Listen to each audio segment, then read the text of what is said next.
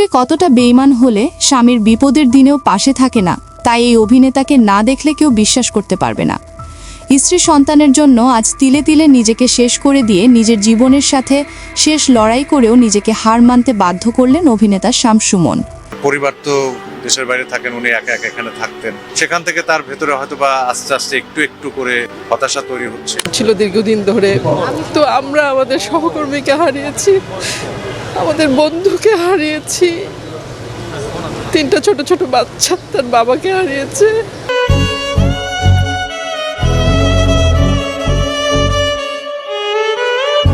বাংলা ভাষায় বলতে গেলে স্ত্রী সন্তানের জন্যই আজ না ফেরার দেশের পাড়ি জমালেন এই অভিনেতা। একসময়ের দাপটে অভিনেতা যখন আজ সিনেমা ও নাটক ইন্ডাস্ট্রিতে বর্তমান সময়ে যখন নিজেকে গুটিয়ে তুলতে পারেনি, তখনও নিজেকে একজন অভিনেতা হিসাবে প্রকাশ করার অনেক চেষ্টাই করে গিয়েছে এই অভিনেতা। এই ডিজিটাল জামানায় এসে তার বর্তমান ক্যারিয়ার সেভাবে ফুটিয়ে তুলতে পারেনি নতুন করে এই অভিনেতা। তাই তো বুক ভরা কষ্ট আর স্ত্রী সন্তানের অভিমান নিজেকে তিলে তিলে শেষ করে দিয়ে একটি সময়ে পরপারে পাড়ি দিলেন এই অভিনেতা।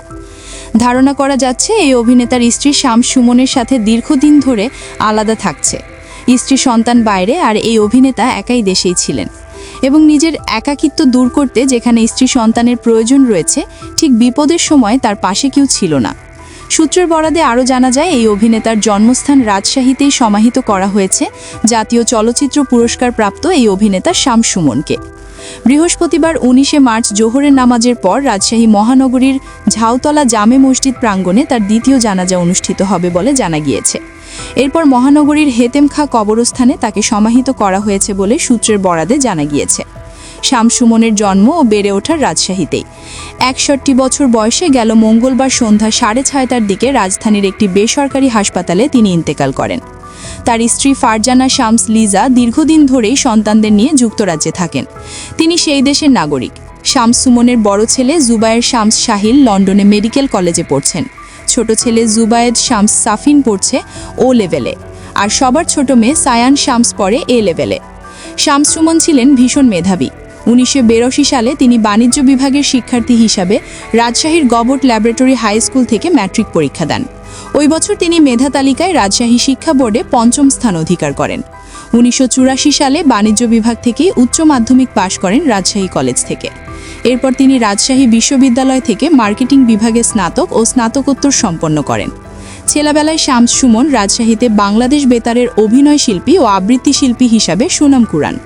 তিনি রাজশাহী আবৃত্তি পরিষদের প্রতিষ্ঠা সদস্য। তুখোর এই অভিনেতা ছিলেন রাজশাহী বিশ্ববিদ্যালয়ের আবৃত্তি সংগঠন সননের সদস্য। বিশ্ববিদ্যালয়ের পড়াশোনা শেষ করে তিনি ঢাকায় পাড়ি দেন।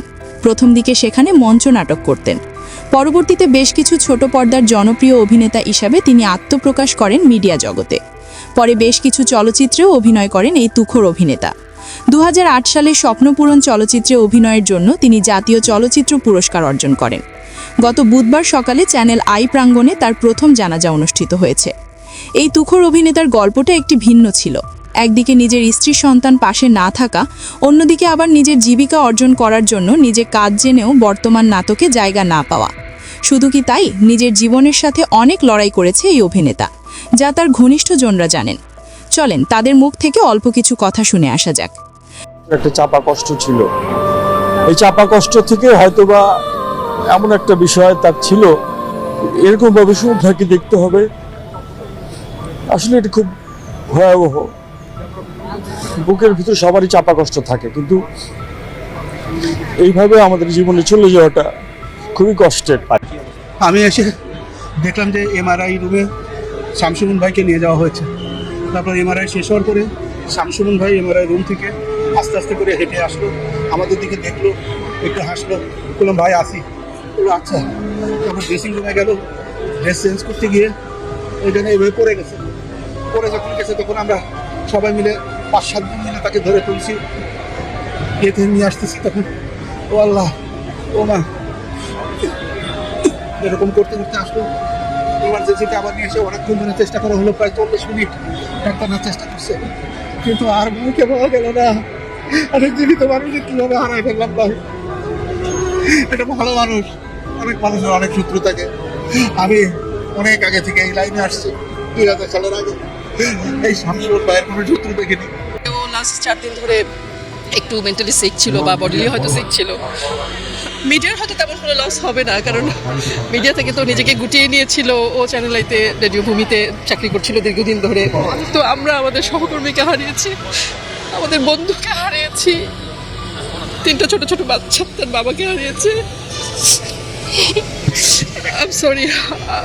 মানুষ আপনার মানুষ, আমি শুধু করছি কারণ আসলে আর কিছু করতে পারবো না। হঠাৎ এই সংবাদ হঠাৎ পেলাম। তবে আমার কেন যেন মনে হচ্ছিল উনি দীর্ঘদিন ধরে নিজের প্রতি ওনার অযত্ন ছিল, উনি যেন মরতেই চাচ্ছিলেন। আমার সাথে প্রতিদিনকার কথায় অর্থ খুঁজে পাই যে না, সে আসলে বাঁচতে চায় নাই। কেন চায় নাই, কি এত দুঃখ ছিল, কোন কষ্ট ছিল আমি জানি না। আমি হয়তো জানি, আমি জানলেও বলবো না।